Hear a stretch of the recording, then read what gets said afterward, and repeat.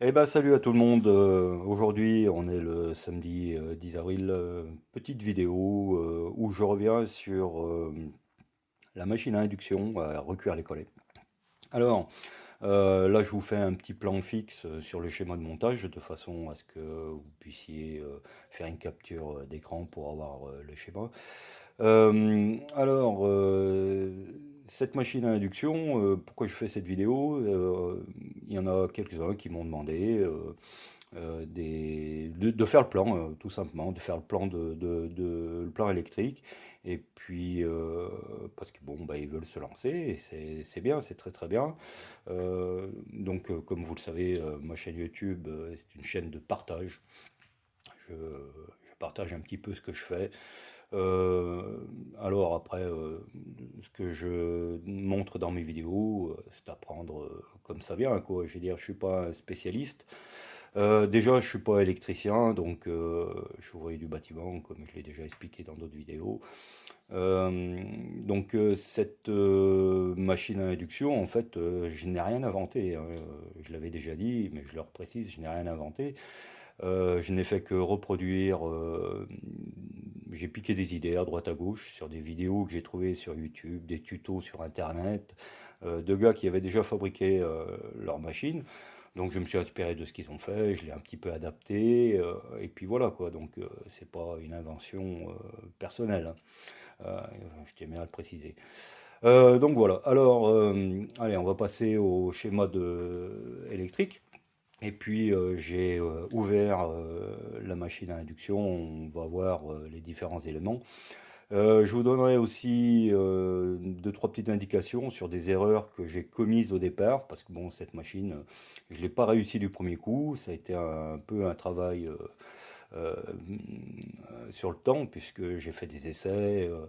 Il m'est arrivé aussi de cramer certains éléments, j'y suis pas arrivé du premier coup. Bon, maintenant ça fonctionne très très bien, je suis content. Mais j'ai fait quelques erreurs au départ, dont je vais vous expliquer, comme ça vous évitera à vous de refaire les mêmes bêtises et de cramer du matériel pour rien. Alors, je vais prendre une petite baguette. Donc qu'est-ce qu'on peut voir ici? On a le timer qu'on verra tout à l'heure là sur le dessus. Donc ça c'est le timer, donc le schéma que vous voyez, c'est le timer vu de dessus, hein, vu de dessus. Ça, c'est le voltmètre que je vais faire voir. Alors ça, c'est voltmètre. Il faudrait bien. Le schéma de montage, il est par rapport au matériel que j'ai acheté, hein. Si vous avez un voltmètre ampèremètre qui est différent d'une autre marque, là, il faudra vous reporter à la notice de montage du fabricant, parce que là, n'étant pas électricien, comme je l'ai déjà dit, je ne peux pas adapter à toutes les marques d'éléments électriques, hein, qu'on va utiliser. Donc ça, c'est le voltmètre. Donc là, on va le voir, c'est vu de dessous. Alors, il y a des repères, hein. Vous voyez que le voltmètre ici, il est alimenté par une petite alimentation 12 volts. Ici, j'ai fait le schéma de la sonde de température. Ça vous aidera à vous repérer par rapport au schéma de montage. Voilà. Ici, on a un relais 24 volts. C'est un relais 24 volts basique, hein, qu'on peut trouver chez Feu Vert ou commandé sur Internet. Voilà, donc le relais est livré avec son plot qui est déjà câblé, donc avec un fil blanc. Ici, un fil rouge, un fil bleu, un fil noir, et au milieu, il y a un fil jaune, mais qui ne sert à rien, donc il n'est pas alimenté. Voilà. Ici, on a l'alimentation 48 volts, l'alimentation 24 volts. Et ici, lorsque je marque une petite alimentation 12 volts, là, ici, c'est pour alimenter la détente du timer. Euh, c'est des petites alimentations 12 volts, je vous ferai voir. En fait, celle-là et celle-là, c'est la même. C'est des adaptateurs, des chargeurs, quoi, des petits chargeurs. Alors, quand je dis chargeur, c'est chargeur 12 volts, mais avec très peu d'ampères, hein. Ne mettez pas quelque chose de trop costaud, parce que au départ, moi, le timer, la détente du timer, je l'avais alimenté avec la lime 24 volts. Ça n'a pas duré, hein, ça a cramé en 2 secondes, voilà. Donc ne faites pas l'erreur d'alimenter la détente du timer avec la lime 24 volts, parce que là vous allez cramer le timer. Voilà. Alors, pourquoi il y a une alim 24 volts et une alim 48 volts? Tout simplement, c'est que déjà le timer ne supporte que 24 volts maximum. Euh, donc, et 24 volts ne suffit pas, 24 volts ne suffit pas à donner de la puissance au module de chauffe pour avoir un résultat correct. Donc il a fallu, là cette alimentation, là, le ZVS 1000, il a fallu que je l'alimente avec une alimentation 48 volts. Alors pareil, là attention, 48 volts. Méfiez-vous, c'est pareil, j'ai cramé un module de chauffe. Pour la bonne et simple raison, c'est que la lime 48 volts, lorsqu'elle est arrivée, elle était réglée au maximum. C'était une alimentation réglable, elle était à 48 volts. Donc j'ai fait mon branchement, tout, bien content. Et lorsque j'ai lancé la machine, là on était à 48 volts en sortie. Et le module de chauffe, il n'a pas apprécié la blague, il a chauffé 2 secondes. Voilà, donc j'ai cramé un module de chauffe. Donc, pour l'alimentation 48 volts, déjà, la première chose, avant de tout mettre sous tension, vérifiez bien, 40 volts en sortie d'alimentation, c'est le maximum. Hein, mettez que 40 volts. Alors, vous verrez sur l'alimentation, il y a une petite vis de réglage qui permet de régler la tension de sortie. Voilà. Donc en général, le module de chauffe, il tourne à 39 volts, 40 volts maxi, voilà, avec un ampérage qui tourne entre 10 et 11 ampères. Voilà. Ok. Euh, Là, le voltmètre, lui, bon, à la limite, il s'en fout un peu parce que, bah, en fait, c'est ni point qu'un pont. Hein, et lui, qu'on lui fasse passer du 24 volts ou du 48 volts, il s'en fout. Il va juste vous donner l'indication de ce qui passe dans le fil. Hein, voilà. Euh, donc voilà le schéma de montage. Ici, donc là, j'ai mis un petit interrupteur général avec un petit fusible. Voilà. Qu'est-ce qu'on pourrait dire d'autre? Après, on va détailler sur la machine. Là, c'est complet. Alors, il n'y a pas le système de refroidissement hein, dans le schéma, tout simplement parce que en fait, c'est une pompe à eau d'aquarium qui est alimentée au 220. Donc je ne l'ai pas mis, c'est un truc, c'est à part, vous le mettez à part et ça marche très bien. Pour ceux qui veulent une pompe à eau qui est alimentée par du 24 volts ou du 48 volts, bon bah là il va falloir tirer un câble pour alimenter votre pompe à eau. Moi j'ai tout simplement pris une pompe d'aquarium, voilà, ça marche très très bien, ça vaut 10 balles sur internet, encore moins que ça je pense. Donc c'est une pompe d'aquarium qui est alimentée aux 220 volts. Donc c'est pour ça que je ne l'ai pas mis dans le schéma parce qu'il n'y avait pas d'intérêt. Ça c'est un truc qui peut être mis à part. Alors on va regarder un petit peu déjà au-dessus donc le timer. Donc voilà. Donc ici vous allez retrouver le petit bouton rouge qui est au-dessus, c'est ce bouton-là. Enfin, c'est l'interrupteur. Enfin, c'est pas l'interrupteur, c'est juste un bouton poussoir hein, qui permet de déclencher le cycle de chauffe. Hein. Voilà. Et donc, vous allez voir là, ici, les quatre fils qui sont alimentés sur le timer. Donc, là, si vous repérez bien le schéma, lorsqu'il y a un petit pont comme ça veut dire que bah, le câble n'est pas branché sur le câble qui est en dessous, hein, c'est juste un pont. Voilà. Donc, vous allez voir les différents éléments. Allez, on va passer. Je vais faire ça un peu à la barbare. Alors est-ce que on va voir. Voilà. Donc ici, alors, voici donc le timer vu de dessus. Alors, on a bien un fil noir, un fil blanc, un autre fil noir, un autre fil rouge. Donc, référez-vous au schéma de montage. Vous verrez que alors ça, le fil rouge, c'est ce qui vient de la lime 24 volts. Donc c'est le plus de la lime 24 volts. Le fil noir à côté, c'est le négatif de la lime 24 volts. Voilà. Le fil blanc et ce fil noir, en fait, ils vont au relais. Voilà, au relais 24 volts. Ici, on a le bouton poussoir qui déclenche le cycle de chauffe. Voilà. Donc on revient en plan. Ok. Donc, comme on vient de voir, donc ici on a notre alim 24 volts qui est, je vais la faire voir, qui est, ah, alors, hop, c'est un peu barbare, voilà, notre alim 24 volts qui est ici. Ouais, pas super pratique. Voilà, notre alim 24 volts qui est ici. Alors, on verra aussi que cette alim 24 volts, là, je ne l'ai pas mis sur le schéma de montage, elle sert à alimenter les deux ventilateurs qui refroidissent le module de chauffe. Voilà. Alors, donc comme on disait, voilà, donc le timer, ici.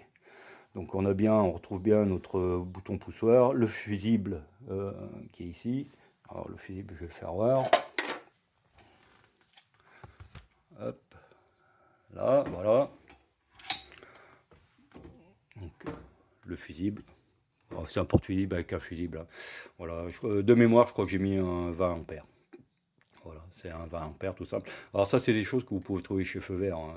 C'est des trucs dans les rayons automobiles. Ouais. Voilà. Donc, on a bien notre alimentation 24 volts qui alimente notre timer. Donc ici on retrouve le plus, le moins, vous voyez, vous suivez le câblage. Une fois que le timer se déclenche, lui, il va donc alimenter le relais. Donc là, il va déclencher ici le relais qui est ici. Voilà, on retrouve ici le relais. Et le relais, lui, il va alimenter, il va se déclencher, il va fermer le contact et il va alimenter. L'alimentation 48 volts va pouvoir, via ce relais qui va être fermé grâce au timer, à alimenter en fait le module de chauffe en passant par le voltmètre. Alors, le voltmètre, c'est pas obligatoire, hein, vous n'êtes pas obligé, vous pouvez directement alimenter de votre relais 24 volts, vous pouvez directement alimenter votre module de chauffe. Moi j'ai mis un voltmètre parce que bon, c'est sympa aussi de voir si la tension et puis l'intensité reste constante, hein, ça permet, c'est que du contrôle, hein. Et puis surtout que ce voltmètre est équipé d'une sonde de température qui permet de voir si la température de l'eau, du refroidissement du système augmente trop. Par expérience, hein, vous pouvez y aller, enfin je veux dire, ça dépasse pas les 45-50 degrés et ça se stabilise là, même après une cinquantaine d'étuis recuits, quoi. Donc voilà. Vous n'êtes pas obligé de mettre un voltmètre. Bon, moi je l'ai mis. Bah, après, vous faites comme vous voulez. Alors, le voltmètre, on va le voir par-dessous. On va voir à quoi il ressemble par-dessus. Alors, hop, voilà. Alors, c'est un voltmètre. Alors, est-ce que ça fait la mise au point? Voilà. Je ne sais pas retrouver exactement le même, je pense que ça doit être faisable. Moi j'ai tout pris sur Amazon, hein. Donc je pense que vous arriverez facilement à retrouver le même matériel. C'est pas tellement vieux, donc il doit y en avoir encore, hein. Voilà. Alors, le câblage vu de dessous, euh, on va faire ça à la Barbère. Alors, notre voltmètre vu de dessous. Alors, ici, on retrouve, c'est un voltmètre qui est alimenté. Donc ici, voilà, on retrouve un fil rouge, un fil noir, voilà, qui est alimenté en 12 volts, voilà. Donc 12 volts, alors là, c'est pareil, hein, si vous voulez pas cramer le voltmètre, mettez une petite alimentation 12 volts, genre petit chargeur, voilà. Alors moi, j'utilise ça, voilà, c'est ni plus ni moins. Alors je crois que c'était un transformateur 220 12 volts pour, je crois, une imprimante ou quelque chose comme ça. Je sais plus exactement à quoi il me servait, c'est un truc qui traînait dans mes affaires, que j'ai récupéré. C'est une petite alime, hein, voilà, qui me sert donc à alimenter le voltmètre et puis la détente du timer. Donc là, voilà, voici repéré par rapport comment ça s'appelle, à l'alimentation du voltmètre. Bon, ici, on a le plus qui vient euh, de l'alimentation 48 volts via le relais. Voilà. Et puis là, le retour qui va au module de chauffe. Voilà. Okay. Pareil, ici, le négatif. Donc voilà, pas très compliqué. Bon, c'est un peu. Alors, le truc qui est un peu chiant, c'est-à-dire que là, il faut quand même mettre du fil qui est assez gros, hein.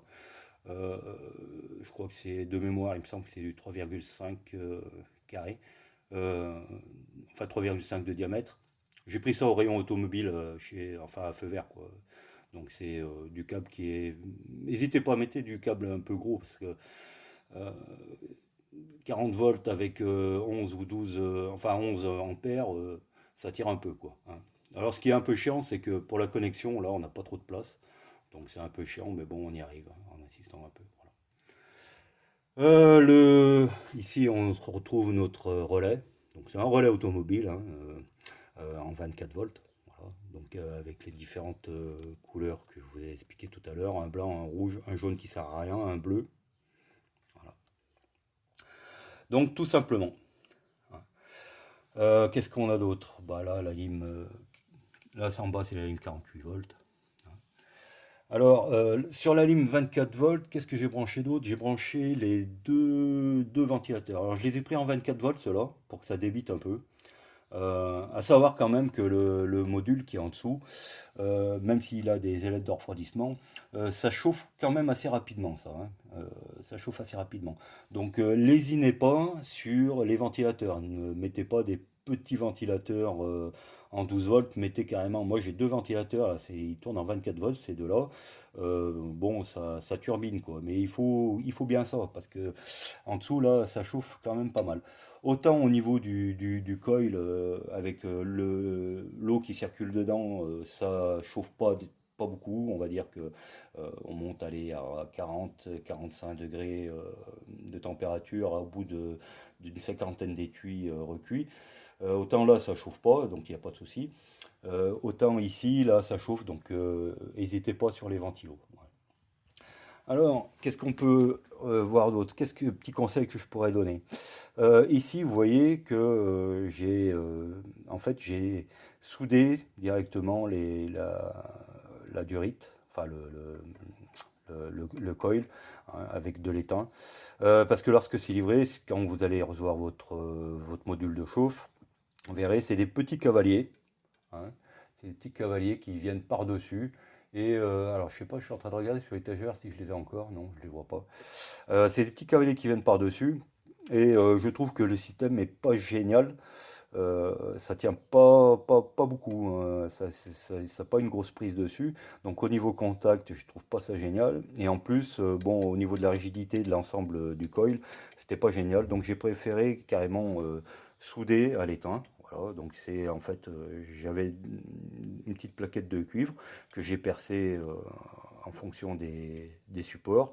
Et en fait, j'ai fait un petit point de soudure à l'étain, ça va très bien. Bon, bah, là, on voit que c'est de la grande, grande soudure, hein. On dirait que c'est un enfant de 6 ans qui a soudé ça, hein.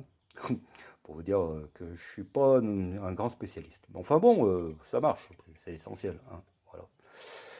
Euh, Qu'est-ce que je pourrais dire d'autre? Bon, ici, on a des durites. Alors, c'est de la durite plastique, hein. Ici, j'ai fait un point de colle avec un pistolet à colle pour être sûr un peu de l'étanchéité de l'ensemble pour éviter qu'il y ait de l'eau qui tombe un peu de partout. Voilà. Quoi d'autre? Et puis, ben voilà, donc c'est à peu près tout ce qu'on peut dire.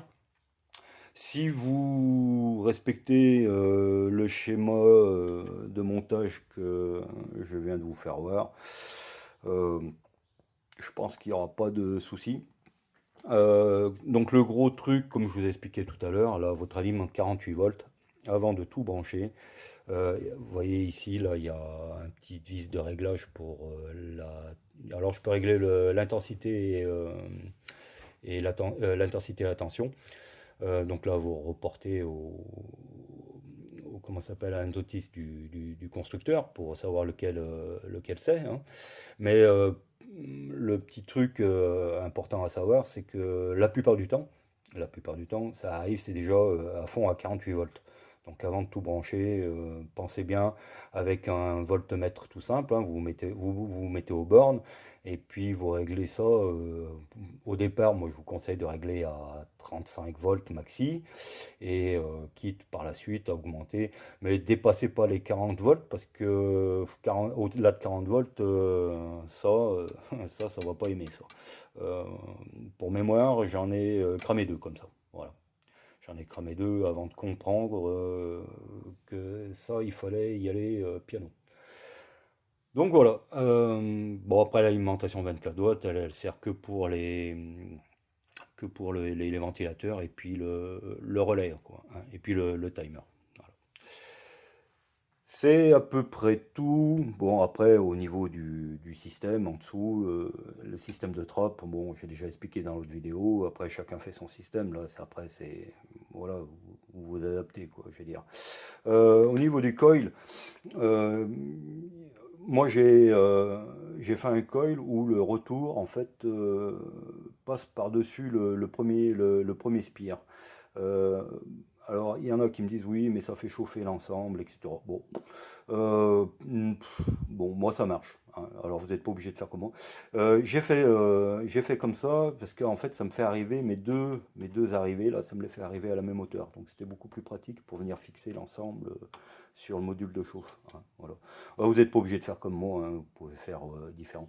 Le tube, c'est un tube de 4 mm de diamètre extérieur, hein. Le diamètre intérieur du col, en fait, j'ai enroulé ça sur un manche à balai. Voilà, tout ça, tout simplement. Je crois que ça doit faire, il me semble de mémoire, ça fait 30 mm de diamètre intérieur, hein. À voir avec la vidéo, l'ancienne vidéo. Je pense que là, c'est un peu plus détaillé. La petite chaussette thermique, c'est pas une obligation. Je vous le conseille. Tout simplement, c'est que le point fondamental sur le coil, c'est qu'il faut absolument pas qu'il y ait un contact entre les spires. Si à un moment, à un endroit du coil, il y a un contact, ça crame, et ça crame aussi. Donc, sachez-le, voilà. Donc, la petite chaussette thermique, en fait, c'est pas tant pour la chaleur, puisque en fait, comme ça chauffe pas. Donc c'est pas pour la chaleur, c'est surtout pour éviter que les spires du coil rentrent en contact les uns les autres. C'est surtout ça. Donc si vous n'avez pas de chaussettes, assurez-vous qu'il n'y a aucun contact au niveau du coil. De toute façon, vous allez le voir, ça va vite, vous allez vite le voir, il va devenir noir et ça va cramer dans la foulée. Donc je le sais par expérience. Voilà, alors bah, je pense avoir à peu près dit tout ce qu'il y avait à dire sur la machine. J'espère que cette vidéo va vous aider à fabriquer votre propre machine. Alors, on va remonter le truc. Ah, vous voyez, hein, mes vidéos, c'est des vidéos professionnelles avec un éclairage professionnel, hein. Ouais, je fais ça bien quand même, hein. Allez, je remets un petit peu hop, sur le plan sur le schéma. Voilà. Je vais remonter la machine. Alors,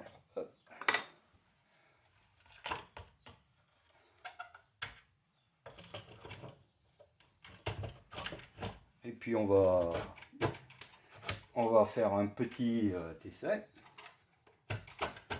Hop, là, ça me paraît bien. Je remets la rondelle.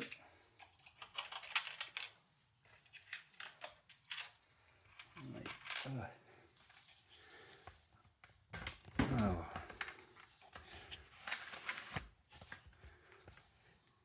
Voilà, donc là, la machine, je vais finir de la remonter.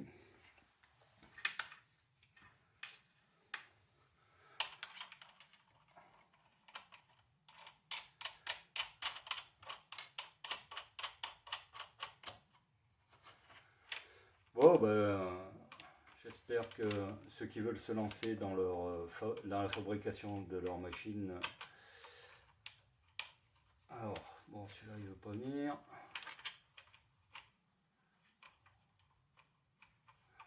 Allez, on va essayer de se dépêcher un peu pour pas que la vidéo dure 2 heures.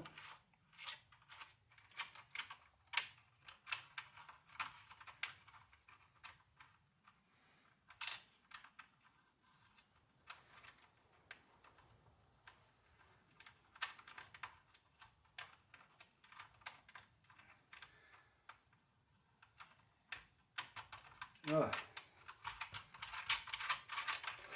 Bon là je les sers même pas à la clé, hein, c'est juste amené à la main. Ça suffit amplement, c'est une machine qui bouge pas de l'établi. Et je m'en sers hein, de cette machine, hein, je m'en sers. Là, je suis en train de faire du rechargement pour le 338 la Power Magnum. À chaque cycle de rechargement, je mets un petit coup de recuit de collet. Voilà, hein, c'est une fois qu'on l'a, on s'en sert, c'est bien. J'y trouve un intérêt. Après, bon, bah, chacun voit midi à sa porte. Allez, on va brancher là. On va brancher. Alors, voilà. Allez.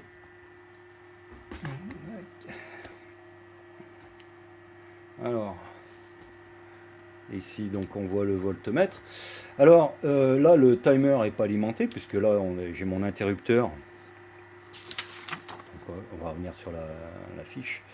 Voilà, donc cet interrupteur c'est celui-là avec le fusible, enfin le porte-fusible et le fusible. Voilà. Donc là je vais alimenter mon timer. Je sais plus dans quel sens. C'est un 3 positions alors que un bouton, une position aurait suffi.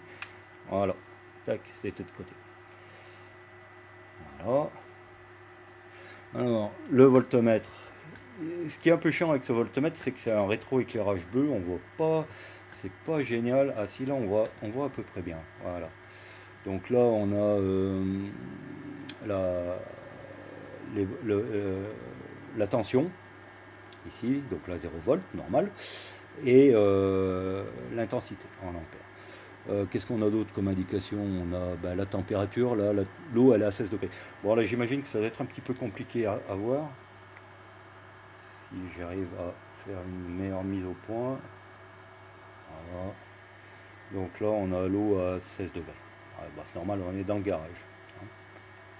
Donc là ça vous donne une idée de l'appareil que j'utilise. Vous allez facilement le retrouver sur internet. C'est sur Amazon que je l'ai pris, donc voilà. Ok. Alors bon, vous entendez hein, les ventilateurs. Alors, hop.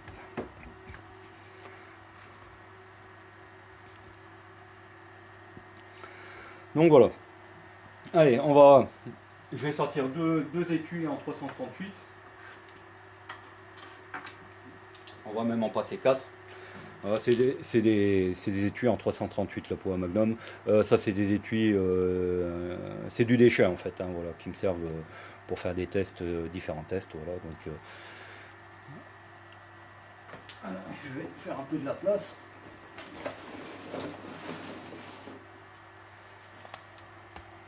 On va se placer pile poil au-dessus du... Voilà.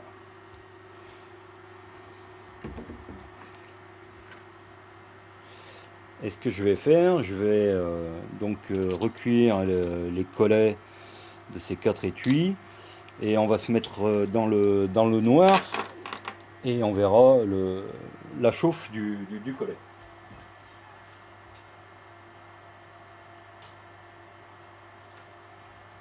Allez. Petite ambiance tamisée. Donc, je sais pas. Voilà. Regardez ça.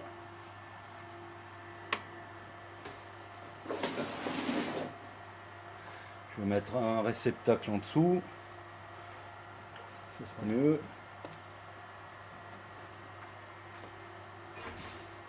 Allez, c'est parti. Un étui. Ok, et là, j'éteins. Allez, c'est parti. Là, il y a 9 secondes de chauffe.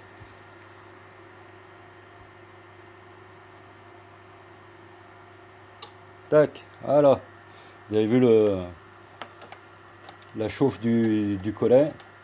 Donc là, pour 9 secondes, alors là, j'évacue l'étui. J'en remets un autre.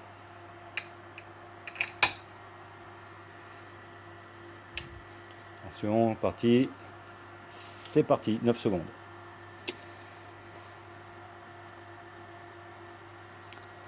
Alors là, je suis à 39,9 volts pour 12,3 ampères. Ouais, on est dans le noir, je ne retrouve plus le... Ah. On évacue.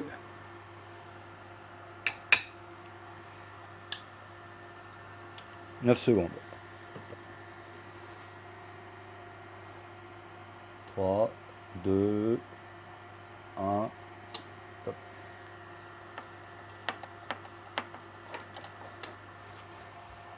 Ok. Allez, et puis le dernier étui. Là, on va voir au niveau du timer. Au niveau du timer, bon, vous avez vu, hein, donc là, il n'y a pas de souci, ça recuit très très bien les collets de 338 la poids.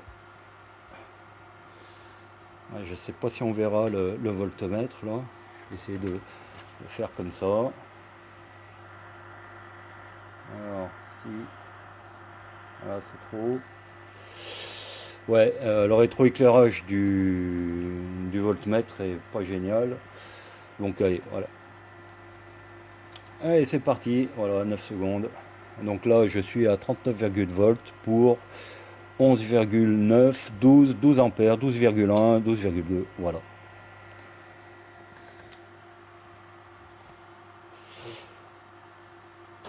Hop. Et voilà. Bon, allez, on va finir sur ce plan-là. Non, on va finir sur le plan du schéma électrique. On va finir cette vidéo comme ça. Hop.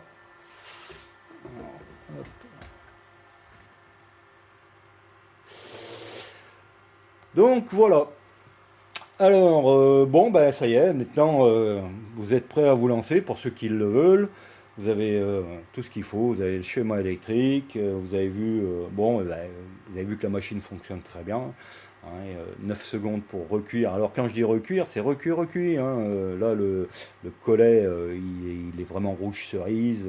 Ça commence à descendre un peu au niveau de l'épaulement. Alors après, il y en a qui recuisent moins, ça je sais. Hein. De toute façon, comme j'ai déjà dit, le recul du collet, c'est un petit peu comme le mollicotage. Il y a autant d'écoles qu'il y a de tireurs. Il y a ceux qui recuisent à 550 degrés, d'autres qui recuisent à plus haute température. Voilà. Donc alors là, on fera pas comment ça s'appelle, de polémique là-dessus. Euh, c'est pas la peine d'en débattre parce que de toute façon, comme je l'ai dit, il y a autant d'avis que de tireurs. C'est à chacun sa propre expérience. L'essentiel, c'est que ça marche. Voilà, donc trouvez votre méthode, trouvez votre température, le temps de recuit, faites vos essais, et puis vous voyez ce qui marche, vous voyez ce qui ne fonctionne pas. Ce qui fonctionne pour les uns ne fonctionne pas forcément pour les autres, et vice-versa. Donc là-dessus, sur le temps de recuit, la façon de recuire, alors ça c'est vraiment à chacun de voir, midi à sa porte comme on dit. L'essentiel, bon bah après voilà, c'est fabriquer votre machine, et puis voilà. Et ben, ça sera tout pour aujourd'hui. J'espère que la vidéo est pas trop longue. Alors, comme vous voyez, c'est de la vidéo, il n'y a pas de montage.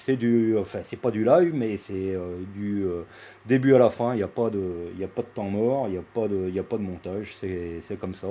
Alors, je sais, c'est pas de la super vidéo, mais bon, voilà, le but. Étant pas de, je ne suis pas un professionnel de la vidéo sur YouTube non plus, les gars. Faut pas rêver. J'ai autre chose à foutre. Mais bon, ça m'amuse de faire ça et ça m'amuse surtout de partager. Voilà. Et ben à plus et à la prochaine vidéo, les gars.